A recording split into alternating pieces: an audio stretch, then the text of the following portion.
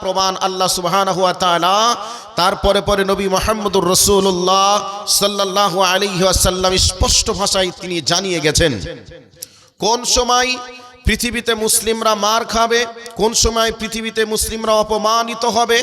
আল্লাহ সুবহানাহু ওয়া তাআলা তা বলেছেন। আপনি সূরাতুল বাকারার 85 নম্বর আয়াতটা খুলুন। ওই আয়াতে আল্লাহ সুবহানাহু ওয়া তাআলা তিনি বলছেন আফাতুমিনুনা বিবাযিল কিতাবি ওয়া তাকফুরুনা বিবায। আল্লাহ সুবহানাহু ওয়া তাআলা বলছেন যখন তোমরা কোরআনকে কিছু মানবে আর কোরআনকে যখন কিছু ছাড়বে, এইরকম প্রেক্ষাপট যখন তোমার পরিবারে, তোমার সমাজে, তোমার রাষ্ট্রে চলবে, তখন তোমরা অপমানিত হবে, লাঞ্ছিত হবে, বঞ্চিত হবে, নিপীড়িত হবে। এখন এই কথাটা এখনো অস্পষ্ট আছে, স্পষ্ট হয় নাই। এবার স্পষ্ট এভাবে করতে চাচ্ছি, ভালো করে কান করে কথাগুলিকে শুনুন। আমরা মুসলমান, আমরা নামাজ পড়তে হয় এ কথা আমরা জানি।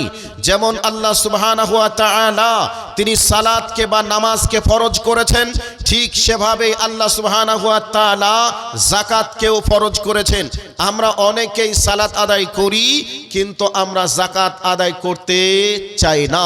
এরকম মানুষ বহুবার করা যাবে সমাজে। তাহলে সালাত আদায় করতে হবে, না করলে লোকে কি বলবে? আমি যদি এই বয়সে সালাত আদায় না করি আমার আত্মীয়রা কি বলবে? এই ভাবনা চিন্তা করে সেই ব্যক্তি সালাত আদায় করে কিন্তু ওই ব্যক্তির উপরে যাকাত ফরজ, যাকাত আদায় করে না। ঠিক সেভাবেই যাকাত আদায় যদি কেউ করেও, হজ যদি কেউ পালন করেও, কিন্তু ওই ব্যক্তির উপরে আল্লাহ সুবহানাহু ওয়া তাআলা তার বাড়ির মহিলাদেরকে পর্দায় রাখতে হবে এই বিধানটাও আল্লাহ ফরজ করেছেন। সেই ব্যক্তি নামাজ পড়ে, রোজা রাখে, হজ করে, যাকাত দেয়, এরপরেও তার মেয়েকে, তার স্ত্রীকে, তার নাতনিকে পর্দায় রাখতে পারে না। আমরা পারছি না। আমার স্ত্রীর বয়স মোটামুটি ধরে নেন 50, 55, 60, আমার বয়সও 60। আমি হজ করে আসলাম, এই অবস্থায় আমার ওই বুড়ি বউটার দিকে আর কেউ সে মতো তাকিয়ে দেখবে না। এই বুড়িকে আমি বুরখা পরিয়েছি, কালো বুরখা, এর উপরে আমি চাদর পরিয়েছি, এর উপরে মুখে আমি একটা মেকআপ দিয়েছি, এরপরে আবার একটা চশমা লাগিয়ে উপর দিয়ে একটা উড়না পরিয়ে রাস্তা দিয়ে নিয়ে চলছি। ওই অবস্থায় আমার একবারে 30 বছরের একটা মেয়ে আছে, মেয়েটার মাথাতে তেমন কাপড় ঠিক মতো দেওয়া নেই। ওই অবস্থায় আমার একটা নাতনি আছে 18 বছর বয়স, ওই নাতনির মাথাতে কাপড় নেই, বুকে ওড়না নেই, স্কিন টাইট পোশাক পরে হিল তোলা জুতো পায়ে দিয়ে ওই হাজী সাহেবের সঙ্গে চলছে। আর শয়তান দেখছে আর তালি বাজিয়ে বলছে যাক আমার অক্সিজেনে কাজ হয়েছে বটে। যাকে ঢেকে রাখার তাকে ঢাকা হয়নি, যাকে ঢেকে রাখার নয় তাকেই ঢেকে রাখা হয়েছে। কাজেই এই যুবতীর প্রতি তাকিয়ে তাকিয়ে যুবক দেখবে আর একে দেখে পাপ করার সুযোগ পাবে। কিন্তু যুবতীকে না ঢেকে অর্ধলঙ্গ পোশাক পরে নিয়ে চলছে। আপনি মিলিয়ে দেখুন, যেই কথাটা আমি বললাম, যেভাবে বললাম, যে পয়েন্ট নিয়ে বললাম, ঠিক এই পয়েন্ট এভাবে আমাদের সমাজে চলছে। একটু কথাগুলি যদি একটু আমার মতো ভেবে চিনতে দেখেন, আমি যেভাবে বললাম সিস্টেমটা এভাবেই বর্তমানে চলছে। কাজেই আল্লাহ সুবহানাহু ওয়া তাআলা তিনি বলছেন যখন তোমরা কোরআনকে কিছু মানবে, মানে কোরআন এবং হাদিস তোমার মতের পক্ষে যেগুলি যাবে এগুলি যখন তোমরা মানবে, আর মতের বিপক্ষে যেগুলা যাবে সেগুলি যখন ছেড়ে দিবে, তখন তোমরা দুনিয়াতে মার খাবে, লাত খাবে, জুতা খাবে, অপমানিত হবে, মরার পরে লাঞ্ছিতদায়ক আযাবের সম্মুখীন তোমরা হবে। মরার পরে কি হবে এটা আমার বিষয় নয়, বিষয় হচ্ছে মাটির উপরে কি হচ্ছে এটা আমার বিষয়। তো আজকে গোটা পৃথিবীতে মুসলিম জাতি মার খাচ্ছে, গোটা পৃথিবীতে মুসলিম জাতি আজকে অপমানিত হচ্ছে। এই অপরাধটা মূলত কাদের? অপরাধ তো আমাদের। কারণ আল্লাহ বলছেন যখন তোমরা এগুলি করবে তোমরা তখনই অপমানিত হবে, তখনই তোমরা মার খাবে, তখনই তোমরা দুনিয়া থেকে ধ্বংস হবে। কাজেই আমরা যদি কোরআন হাদিসকে পূর্ণাঙ্গ রূপে মেনে চলি তাহলে অপমান বন্ধ হবে। এ ব্যাপারে কোরআনের আয়াত আছে, হাদিস আছে। তাহলে একটা কোরআনের আয়াত দিয়ে এতক্ষণ পরে স্পষ্ট করতে পেরেছি যে মুসলিম জাতির অপমান হওয়ার পিছনে দায়ীটা কারা? দায়ীটা তো আমরাই। এই জন্য একটা উর্দুতে কবিতা আছে যে ঘর মে আগ লাগি হি, ঘর মে আগ লাগি হ্যাঁ ঘর হি কি চারাগ সে, ঘরের আগুনেই যদি আগুন লাগে তাহলে ঘরের দামি সম্পদগুলি আগে পুড়ে, বাইরের আগুনে যদি ঘরে আগুন ধরে তাহলে ভিতর দিকটা পরে পুড়বে, বাইরের সাইডটা আগে পুড়বে। আজকে আমরা মুসলমানরা আমরা ধ্বংস হওয়ার পিছনে মূলত আমরাই দায়ী, কারণ আমরা কোরআন এবং হাদিস থেকে আমরা দূরে, কোরআন হাদিসের বাইরে আমরা দিন রাত আইন পাস করছি, আমরা সংবিধান তৈরি করছি। আজকে এগুলি যদি পয়েন্ট ভিত্তিক আলোচনা করতে যাই অনেকটা সময়ের প্রয়োজন হবে। তারপরে আর একটা পয়েন্ট আপনাকে দিচ্ছি। বর্তমান সময়ে আমাদের সামাজিকভাবে কোন বিষয়টা কোরআন এবং সুন্নাহ অনুযায়ী করি। একটা মানুষ মারা গেলে সেখানে কোরআন হাদিসের বাইরে আমরা কাজ করি। একটা মানুষ জন্মগ্রহণ করছে ওই দিনে কোরআন হাদিসের বাইরে আমরা কাজ করছি। ঠিক আমরা যেদিন বিবাহ করছি বা বিবাহ দিচ্ছি, এই বিবাহের দিনেও কোরআন হাদিসের পরিপন্থী আমরা কাজ করছি। যেই বিবাহ বর্তমান সময়ের বিবাহ, রসুলের হাদিস অনুযায়ী একটা নিয়ম আছে, এটা আপনি প্রমাণ করতে পারবেন না। শুধু একটা নিয়ম প্রমাণ করতে পারবেন যে হ্যাঁ, আমার মেয়েকে ততক্ষণ পর্যন্ত আমার জামাইয়ের বিছানাতে শুতে দেব না যতক্ষণ পর্যন্ত ইমাম সাহেব বিবাহটা না পড়াবে। এই জায়গাটা আমরা এখনো পর্যন্ত দাঁড়িয়ে সঠিক জায়গায় আছি।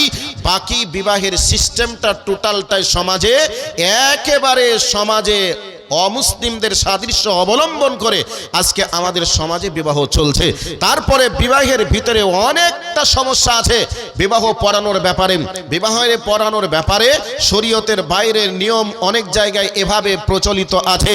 মহিলার কাছে বিবাহ পড়ানো হয়, কিন্তু শরীয়তে মহিলার কাছে বিবাহ পড়াতে হবে, মেয়েকে কবুল করেছে কিনা এটা জানতে হবে, এবং ওই মেয়ের কাছে দুইটা সাক্ষী যেতে হবে।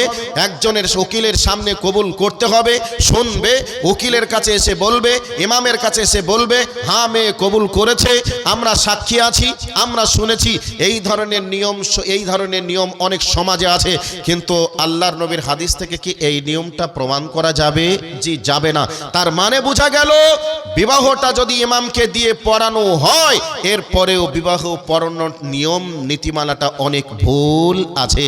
তো সমাজে আজকে আমরা কোরআন হাদিস অনুযায়ী যে সমাজ চালাতে হবে, সমাজের নিয়মগুলি কোরআন হাদিস অনুযায়ী হওয়া লাগবে। যেহেতু আমরা একটা মুসলিম এবং আমরা হলাম ইসলাম ধর্মের অনুসারী, সেহেতু কোরআন এবং সুন্নাহ অনুযায়ী আমাদের সমাজ পরিচালিত হওয়ার কথা ছিল, কিন্তু আজকে আমাদের সমাজ ব্যবস্থা কোরআন হাদিসের একেবারে বাইরে। তো আমরা লাত খাবো না তো জুতা খাবো না, তো জুতা খাবেটা কে?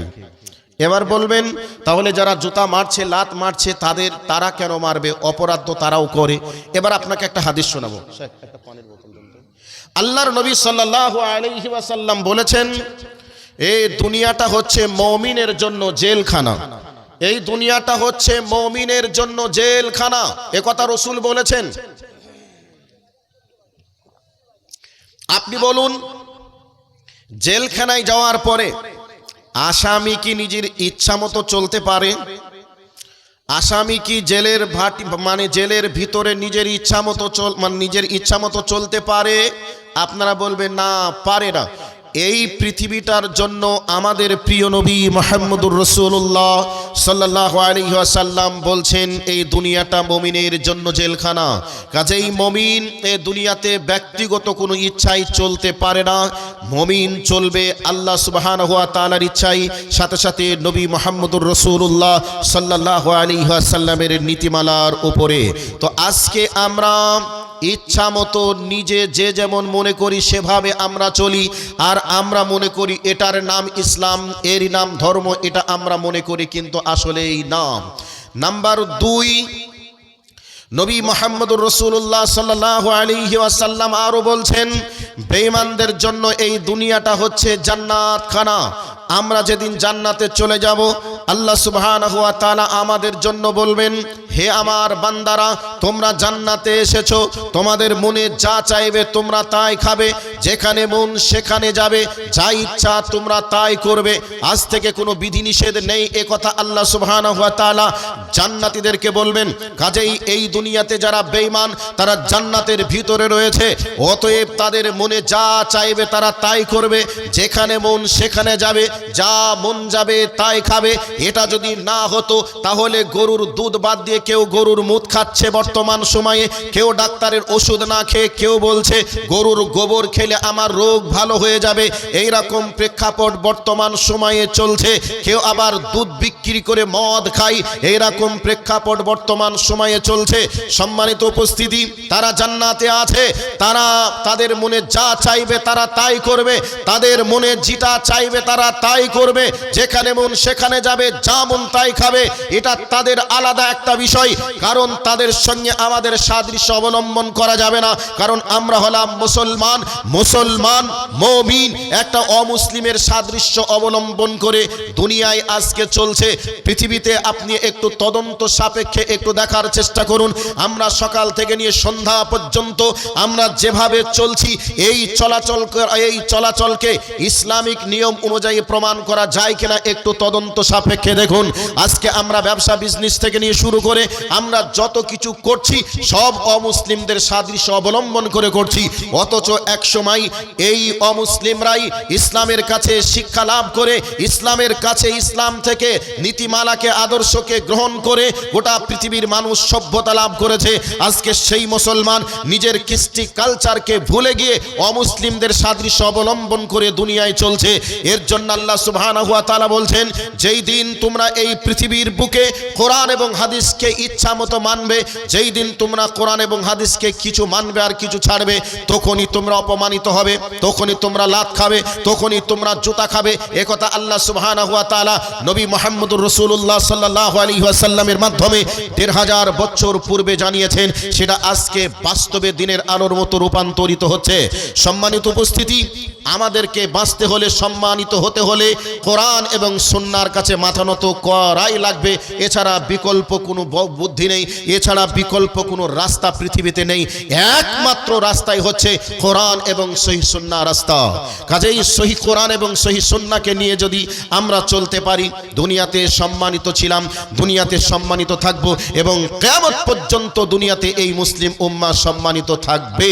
কোরআন হাদিসকে বাদ দিয়ে সম্মানিত হতে পারার কোনো সুযোগ নেই। এই জায়গাটাকেও ক্লিয়ার করলাম। আর একটা জায়গাতে চলে যাচ্ছি। আমাদের নবী মুহাম্মদুর রাসূলুল্লাহ সাল্লাল্লাহু আলাইহি ওয়াসাল্লাম বলেছেন, তারাকতু ফীকুম আমরাইন লান তাজিল্লু মা তামাসসাকতুম বিহিমা কিতাবাল্লাহি ওয়া সুন্নাতা রাসূলি। এবার হাদিসটা শুনুন। বিশ্বনবী মুহাম্মদুর রাসূলুল্লাহ সাল্লাল্লাহু আলাইহি ওয়াসাল্লামকে সাহাবীরা বলছেন, দয়ার নবী গো, আপনার চেহারাটা একটু স্বাভাবিক থেকে অস্বাভাবিকের দিকে যায়। ইয়া রাসূলুল্লাহ, আপনি যখন আমাদের মাঝ থেকে দুনিয়া থেকে চলে যাবেন তখন আমাদের কি হবে? এই অবস্থা বর্ণনা করতে করতে সাহাবীরা বলছেন, নবী গো, আমাদের যখন সমস্যা হয়ে যায় সমাধানের জন্য ছুটে আপনার কাছে আসি, সমাধান পেয়ে যাই। আমরা যখন বিপদে পড়ে যাই, বিপদ থেকে উদ্ধারের জন্য আপনার কাছে আসি, আমরা বিপদ থেকে উদ্ধার করার প্রসেসিং পেয়ে যাই। নবী গো, আপনি যেদিন দুনিয়া থেকে চলে যাবেন সেই দিন আমরা কার কাছে গিয়ে সমাধান নিব আপনি একটু বলে দেন। এরকম কথা বলার সময় নবীজি সাহাবীদেরকে বলছেন, ও আমার কলিজার টুকরা সাহাবীরা, তোমরা শোনো, তারাকতু ফীকুম আমরাইন লান তাজিল্লু মা তামাসসাকতুম বিহিমা কিতাবাল্লাহি ওয়া সুন্নাতা রাসূলি। নবীজি বলছেন, ও আমার সাহাবীরা, তোমরা শোনো, আমি তোমাদের কাছে দুইটি জিনিস রেখে যাব।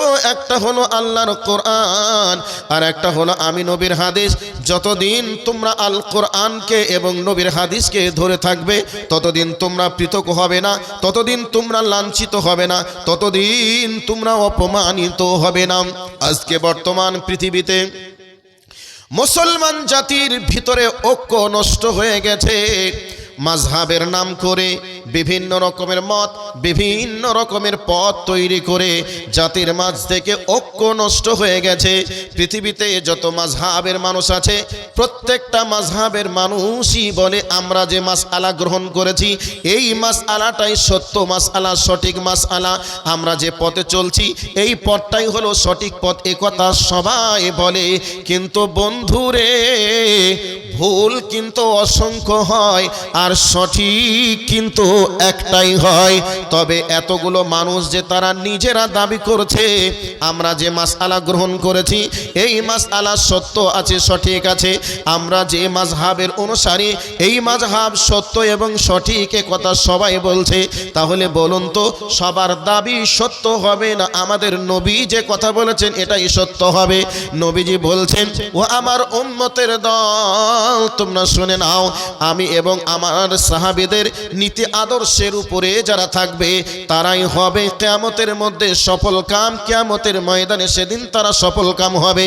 আর আমার এবং আমার সাহাবীদের নীতি আদর্শের উপরে যারা থাকবে না তারা সেদিন সফল কাম হতে পারবে না। নবীজি বলছেন, হে আমার সাহাবীরা তোমরা শুনে নাও, আমি তোমাদের কাছে রেখে যাব আল্লাহর কোরআন এবং আমি নবীর হাদিস। যতদিন তোমরা ধরে থাকবে, যতদিন তোমরা মেনে চলবে, ততদিন তোমরা লাঞ্ছিত হবে না, বঞ্চিত হবে না। তাহলে বোঝা গেল পৃথিবীতে আজকে মুসলিম নামক এই বডিটার উপরে নির্মমভাবে অত্যাচার চলছে। ইসলাম নামক এই ধর্মটাকে নিয়ে বিভিন্নভাবে বিষোদ্গার করা হচ্ছে, বিভিন্নভাবে লিখনি লেখা হচ্ছে এবং সোশ্যাল মিডিয়াতে ভাইরাল করে দেওয়া হচ্ছে। তার মানে বোঝা গেল মুসলিম জাতি আজকে লাঞ্ছিত। ইসলামকে নিয়ে আজকে বিভিন্ন রকমের ব্যঙ্গচিত্র তৈরি করছে। এর মানে বোঝা গেল মুসলিম উম্মাহ আজকে ঐক্য নষ্ট করেছে, মুসলিম উম্মাহ আজকে কোরআন এবং হাদিস ছেড়ে দিয়েছে। এই জন্য পৃথিবীতে মুসলিম উম্মাহ আজকে অপমানিত হচ্ছে, লাঞ্ছিত হচ্ছে, নির্যাতিত হচ্ছে, নিপীড়িত হচ্ছে। তার মানে কোরআন এবং হাদিস থেকে দুইটি বিষয় ক্লিয়ার হলো। একটা ক্লিয়ার হলো, আল্লাহর কোরআনকে যখন আমরা নিজের মতো করে মানব তখন আমরা অপমানিত হব। আমরা মানছি নিজের মতো করে, এই জন্য অপমানিত। আর একটা কোরআন এবং আল্লাহর নবীর হাদিস থেকে জানতে পারলাম, নবীজি বলছেন যতদিন তোমরা আল্লাহর কোরআনকে এবং আমি নবীর হাদিসকে ধরে থাকবে ততদিন তোমরা লাঞ্ছিত হবে না, ততদিন তোমরা পথহারা হবে না, ততদিন তোমরা অপমানিত হবে না। তাহলে আজকে আমরা মাযহাবের নাম করে আমরা বিভিন্ন দলে বিভিন্ন মতে ডিভাইডেড হয়ে গেলাম। এর মানে আমরা পথহারা হয়ে গেছি, লাইনচ্যুত হয়ে গেছি। এত মত, এত পথ, এটা ইসলামের মত এবং পথ নয়, এটা মানুষের তৈরি করা, শয়তানের তৈরি করা মত এবং পথ। যদি যেটাই হবে সেটা একটাই হবে, সেই পথটা হবে কোরআন এবং হাদিসের পথ। তবে আপনারা যদি কোরআন এবং হাদিসের পথে চলতে পারেন তবে সেই পথে গিয়ে আল্লাহর জান্নাতে প্রবেশ করা যাবে। আর শয়তানের দেখানো পথে যদি চলা যায় তাহলে কোশ্চিনকালে জান্নাতে যাওয়া যাবে না। তার মানে হলো কোরআন থেকে হাদিস থেকে আমরা ফিরে, কোরআন থেকে এবং হাদিস থেকে আমরা লাইন ক্রস করে আমরা বিভিন্ন মত, বিভিন্ন পথ তৈরি করে আজকে আমরা অনেক দলে বিভক্ত হয়ে গেলাম, অনেক মাযহাবে বিভক্ত হয়ে গেলাম। এদিকে আল্লাহর কোরআন এবং নবীর হাদিসকে ছেড়ে দেওয়ার অপরাধে আজকে গোটা পৃথিবীতে মুসলিম উম্মাহ লাঞ্ছিত, নির্যাতিত, নিপীড়িত, বঞ্চিত। এবার লাঞ্ছিত, নিপীড়িত, বঞ্চিত আমরা দোষারোপ করি কাদেরকে? দোষ দিই যারা আমাদের উপরে অত্যাচার করে, দোষ দিই তাদেরকে। সম্মানিত উপস্থিতি, আমরা দেখলাম মায়ানমারের মুসলমানদেরকে শেষ করেছে, এগুলিকে আমরা দেখলাম। এখন আমরা দেখছি কিছুদিন পূর্ব থেকেই আমরা, কিছুদিন বলতে ভুল হলো, 2-1 বছর থেকেই আমরা দেখছি ওই ইসরায়েলের ইহুদিরা গাজার মুসলমানদের উপরে নির্মমভাবে অত্যাচার চালাচ্ছিল। যেই ছবিগুলি আমাদের নজরে আসছিল ওই ব্যক্তিগুলিকে দেখে মনে হচ্ছিল এরা একটা মুসলমান। রসুলের সুন্নাত নেই তাদের মুখে, মহিলাদের পর্দা নেই তাদের শরীরে। এরপরে আমরা মার খাচ্ছি, এই অবস্থায় আমরা বলছি মুসলমান মার খাচ্ছে, যারা মারছে তারা অপরাধ করছে, এ কথা আমরা বলছি। নিশ্চয়ই তারা অপরাধ করছে, একথা সত্য, কিন্তু অপরাধ করার পিছনে কারণটা কি? সূরা রদের 11 নম্বর আয়াতটা আপনি একটু খুলুন। 11 নম্বর আয়াতের শেষ অংশে আল্লাহ সুবহানাহু ওয়া তাআলা কি বলতে চেয়েছেন? কোরআনের একটা আয়াত, এই আয়াতটা একটু করে বলে দিয়ে মেন জায়গাতে আসছি। আল্লাহ রাব্বুল আলামিন বলেন, ইন্নাল্লাহা লা ইউগাইয়িরু মা বিকাওমিন হাত্তা ইউগাইয়িরু মা বিআনফুসিহিম। আল্লাহ রাব্বুল আলামিন বলেন, হে পৃথিবীর মানুষ তোমরা শুনে নাও, আমি কোনো ব্যক্তিকে, কোনো গোষ্ঠীকে, কোনো জাতিকে পরিবর্তন করি না যতক্ষণ সেই জাতি, সেই গোষ্ঠী, সেই ব্যক্তি নিজের পরিবর্তন না করে। আমরা মুসলমান, আমরা নামাজি ছিলাম, আমরা মুসলমান, আমরা হালাল রুজি ভোগ করতাম, আমরা মুসলমান সত্য কথা বলতাম, কিন্তু বর্তমান সময়ে আমরা শতকরা 92% আমরা মানুষ বেনামাজি। আজ বর্তমান সময়ে শতকরা 97 থেকে 98% হারামের সঙ্গে একবারে যুক্ত হয়ে গেছে বিভিন্নভাবে, এবং আমরা সত্য কথাকে বলতে ভয় করি, বরং আমরা বেশি বেশি মিথ্যা কথা বলি। এই অবস্থাটা একটু মিলিয়ে দেখুন তো, তাহলে আমরা আমাদের পরিবর্তন করেছি কিনা একটু দেখুন। তদানীন্তন সময়ে যারা মুসলমান দাবি করেছিল তারা বেনামাজি ছিল এমনটা ছিল না, মানে সকলে নামাজি ছিল, মুসল্লি ছিল। তাদের সম্পর্ক ছিল কোরআন এবং হাদিসের সঙ্গে, তাদের সম্পর্ক ছিল মসজিদের সঙ্গে, তাদের সম্পর্ক ছিল আলেম ওলামাদের সঙ্গে। বর্তমান সময়ে আমাদের সম্পর্ক হচ্ছে রাজনৈতিক নেতাদের সঙ্গে, আর আমাদের মসজিদ বাদ দিয়ে আমাদের আশ্রয় স্থল হয়ে গেছে ক্লাব এবং পার্টির, একবারে আপনার পার্টির যেটা মিটিংয়ের ঘর, যেটা পার্টি অফিস বলা হয়, ওই অফিসটা আমরা মুসলমানরা দখল করেছি। তাহলে পার্টি অফিসে লোক ভরে যায় এবং ক্লাবে লোকে জায়গা হয় না, চায়ের দোকানে মুফতি সাহেবের অভাব হয় না, অথচ মসজিদ পড়ে আছে, মসজিদে লোক খুঁজে পাওয়া যায় না। আপনাদের এই দিকেই যে রাস্তাটা আছে, আপনাদের ওই বোতল বাড়ি থেকে আপনাদের এই জায়গা আসার আগে দেখবেন একটা রাস্তার পশ্চিম সাইডে একটা মসজিদ আছে। ওই মসজিদটা যদি কোনো অমুসলিমরা তালা লাগিয়ে রেখে দিত, নামাজ পড়তে না দিত, তাহলে আমরা কত আন্দোলন করতাম, আমাদেরকে মসজিদে নামাজ পড়তে দেয় না, মসজিদে তালা লাগিয়ে রাখা হয়েছে, এই রকম করে আমরা বিভিন্ন জায়গায় বিভিন্ন কথা বলতাম। আর এই সুযোগে বিভিন্ন রাজনৈতিক দলের নেতারা এটাকে নিয়ে ভোট ব্যাংকিং করার তারা সুযোগ লাভ করত, কিন্তু ওই মসজিদটাকে কোন পার্টির লোক এসে বন্ধ করে দিয়েছে, ওই মসজিদটা কেন তালা লাগানো থাকবে? ওই মসজিদটা দেখবেন, ওই মসজিদের ভিতরে কুকুর যায়, ওই মসজিদের ভিতরে চতুষ্পদ প্রাণী যায়, কিন্তু মুসলমান গিয়ে ওই মসজিদে নামাজ পড়ে না, মসজিদ তালা লাগিয়ে অপরিষ্কার অবস্থায় রাখা হয়েছে। বর্তমান সময়ে মুসলমানদের আশ্রয়স্থল হচ্ছে আপনার পার্টি অফিস, আশ্রয়স্থল হচ্ছে আপনার ক্লাব ঘর, মুসলমানদের যুবকের আশ্রয়স্থল হচ্ছে বিভিন্ন রাস্তায় মোবাইল নিয়ে ফ্রি ফায়ার নিয়ে ব্যস্ত রয়েছে। বন্ধুরে, তাহলে আমরা মুসলমান, আমরা আমাদের পরিবর্তন করেছি কিনা একটু দেখি। ভাই, আমাদের পরিবর্তন আমরা করেছি? কয়জন লোক নামাজ পড়েন? কয়জন লোক হালাল খান? কয়জন লোক ইসলামিক নীতিমালা অনুযায়ী চলার চেষ্টা করেন?